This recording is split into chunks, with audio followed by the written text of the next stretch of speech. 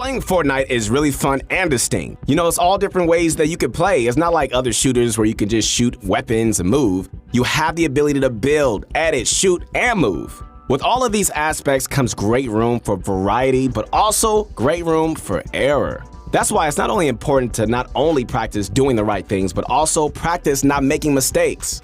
In this video today, we're going to be going over 10 of the most common and deadly mistakes that can be the difference between a victory royale and getting sent back to your favorite place. That is the lobby. No, that's not your favorite place. But before we start this video, if you guys are looking to get better at this game, click the link below to go to pro. What's going on, guys? It is your motivation guy. That's right, your friend, the one and only Keith Allen. May connect with you guys. I believe in you guys. This is your year, although it's about to end, to be great. All right, we got a whole new year about to approach, and we're going to take it to the next level. Now it's time to sit back, relax, and get my favorite candy. Come on, say it with me. It's that bunch of crunch. That's how I get my things going. Let's do this. You know, one of the biggest mistakes that tons of people make is not warming up. And we can't really blame you. You know, it's just really easy to skip warming up in creative when you're getting on to either play arena or pubs. But guys, you gotta start doing warm-ups if you're not already. Warming not only gives you the ability to not only get it to your norm, but it's also great practice that perfects skills you already have, meaning that you're improving besides just warming up. Some of the best ways to warm up are playing creative 1v1s against friends or playing creative warm-up maps. We've made many videos before where we show you guys great map codes for warming up, so we suggest that you go watch one of those in order to just get a better idea of how to utilize the warm-up maps to their max. But for the purpose of this video, here's a map code that's great for warming up your editing. All right, here we go. 7155-8733-7511. Use this map by running into the walls, utilizing the different running speeds. The faster the speed is, the faster you're gonna have to edit in order to keep moving. Now that all the utility items have been removed except traps, it's very important to know the best effective way of using them. You know, the problem is that many people are still making the same mistake from Season 3. This mistake is placing traps on the side walls when an opponent is boxed in. Sure, placing a trap on a wall can damage an opponent and eliminate them, but it's insanely easy to counter. All your opponent has to do is just walk over to the other side and the trap will never activate. Instead, what you want to be doing is either placing the trap on the roof or the floor. Once you place it on the roof, all you do is flip your ramp. This is going to create a barrier between you and your opponent while also exposing them to the trap. Another really cool trick that you can utilize is quickly editing a half ramp and then resetting the ramp. This is going to activate the trap so that it comes down and it's going to damage your opponent regardless of how fast you reset the edit. Finally, you can also place a trap on the floor when you flip the ramp initially. This is going to guarantee a kill if your opponent has more than 150 health. And best of all you got to do is break the ramp and they're done. Now that players have become more advanced, almost everyone attempts wall edits as soon as they get a wall. This means that the next time you get someone's wall, they're going to be waiting for you to open it up. This is going to put you at a severe disadvantage as you're going to have a delayed pullout time on your weapon, whereas your opponent already has theirs out. In order to do this correctly, you want to do tricky and unpredictable edit plays. The first is to make a quick window edit and then close it almost instantly. This makes it so that your opponent is going to attempt to shoot you, causing them to actually shoot the wall. When your opponent's shotgun hits the wall, it's going to destroy the wall and give them a delay until their next shot. They're not going to expect you to reset the wall either, meaning that you're going to have about a second before they realize what just happened.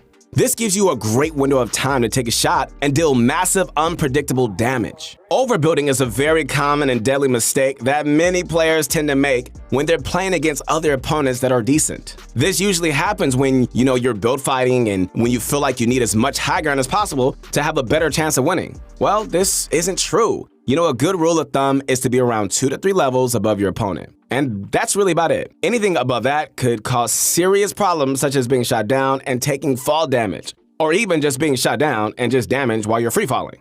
You never want to abuse high ground, my friends. What you should be doing is using your high ground to your advantage as soon as you get it. This is what you want to do. You want to start pushing your opponents once you've gotten the high ground. Don't just keep building up in hopes of just getting a better advantage. An even better thing to do is actually move around the same level you're at and try to find angles to put damage on your opponent. This is going to catch them off guard and it's going to give you free hits that they won't expect. This is what the majority of all pro players do when they're in fights against other skilled players.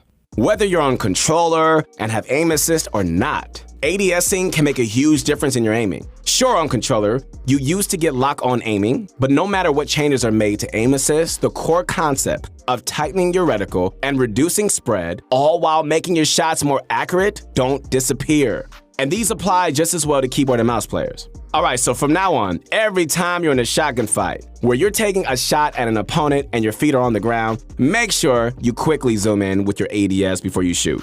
Shotguns have a special pellet spread, which makes ADSing very effective. This is going to make your shots more accurate, and it's going to provide a new feel for aiming. You'll definitely notice the improvements the first time you use it, and you're going to become better adjusted to the new style of aiming with just a few hours of practice. In the long run, it's definitely going to benefit you guys.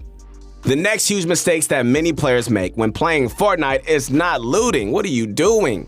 I can't tell you how many times I've seen people in the end game with horrible loot, simply because they're too impatient to just spend an extra minute or two looting the area around them. Spending time looting much of the area, you guys, as you can, is going to make a huge difference in the quality of weapons you have during the end game.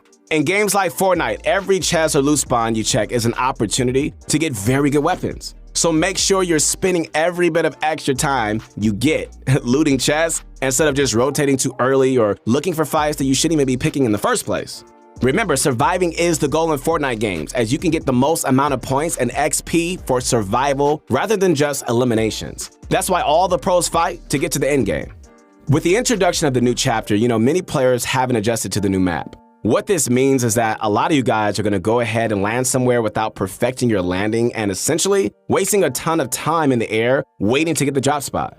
This is because the majority of you have probably adjusted to the old map and knew good places to land over in order to drop low and basically maximize the efficiency of your drop. Now that there's a new chapter, many of those old drop zones either don't exist or don't even work the same as before. That's why, guys, man, it is so important that you spend some time learning the lowest points of the map, which is where you want to be when your character pulls out their glider.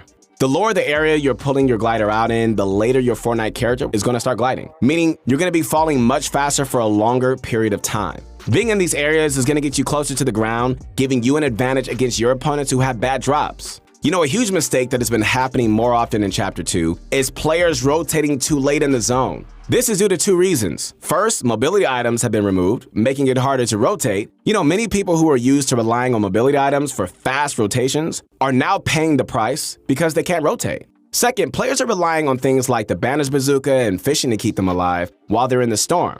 The problem with this is that you're not going to be able to outrun all the storms no matter how many fish or bandages you have. And a lot of times, you're going to run into other players due to the large amount of people who keep making the same mistake. Fighting someone in the storm when you're far from the circle, oh my goodness, that can end up being the game for you. So you guys should definitely start getting smarter about rotating and stop relying too much on the medical items you guys have been adding. One of the common mistakes in this new chapter is players thinking that they can still build fight and be able to survive using old tactics that players used back in the older seasons. Now that everyone goes for in-games and players have become much smarter and much sweatier, it's just much more common to find people in boxes going for third-party kills or snipes rather than seeing two opponents build fight to high ground. This is why you guys need to start adapting to the new meta if you haven't already, alright? Turtling, tunneling, and making sure that all sides are covered is much more valuable than being able to perform at a high ground retake. We're in a chapter where being able to 90 faster than the other opponent is not going to get you very far if your aim isn't good as theirs. And that's just because of how the gameplay style of players as a whole has become now. So get into creative and start practicing your box fights because these skills are what we truly need to win games. And at the end of the day, you can practice everything that a good player does and master many skills, but if you're not improving your personal weak spots and making sure that you don't have any weaknesses, you won't get as far as you want to. Every player has strengths and every player has weaknesses, but the ones who become the best are the ones who eliminate those weaknesses.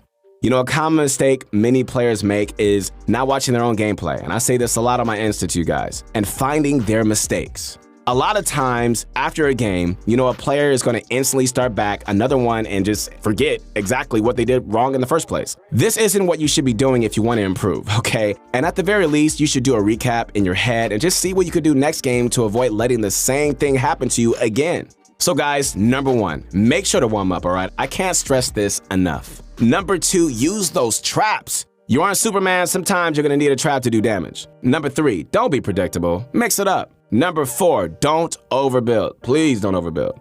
Number 5, use ADSing. Most heavy damage shots are by ADSing, so start doing it. Number 6, not looting enough? Well, who do you think you are, Rambo? Number 7, getting a bad landing. Oh my goodness, don't always look to contest other players. Number 8, rotating too late. What are you waiting for, bro? Number 9, not learning how to box fight. Box fighting is key to endgames. Number 10, not looking back at your mistakes. You know, like, who do you think you are? Like, everybody makes mistakes. Everybody. All right, guys, hope you enjoyed this video. Once again, this is your motivation guy. That's right, the one of you guys to be great, not only in this game, but also in life. We really, really do believe in you, man. Keep going. Don't quit. Don't surrender. You got greatness inside of you. Hope you enjoyed this video. Comment down below what you guys thought and what you'd like to see next. We strive to bring you guys daily quality content, so do us a favor by liking this video, subscribe to the channel, and show ProGuys.com some love.